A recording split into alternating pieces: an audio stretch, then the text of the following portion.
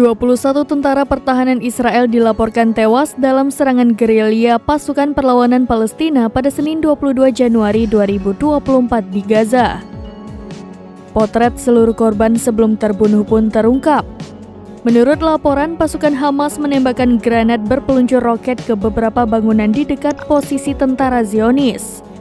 Dikutip dari The Jerusalem Post, kejadian itu sekitar pukul 16 di Al-Muasi di Gaza Tengah. Saat itu, IDF disebut tengah membawa ranjau darat yang mereka kumpulkan ke dalam gedung. Hal itulah yang menyebabkan jumlah korban tewas banyak. Keruntuhan gedung menyebabkan 19 tentara Israel terbunuh dan beberapa orang lainnya terluka. Selain itu, granat berpeluncur roket terpisah ditembakkan ke tank IDF yang menewaskan 2 tentara IDF dan melukai 2 lainnya.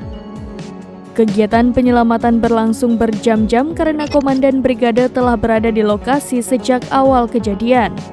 Saat ini pihak Israel tengah menyelidiki insiden itu. Tak jelas apakah tentara Israel telah melanggar prosedur dengan membawa ranjau darat ke dalam bangunan bersama mereka. Sementara media Israel mengunggah satu persatu wajah seluruh korban.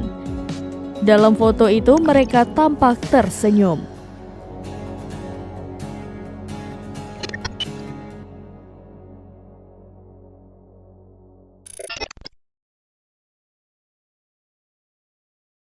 Download Tribun X sekarang, menghadirkan lokal menjadi Indonesia.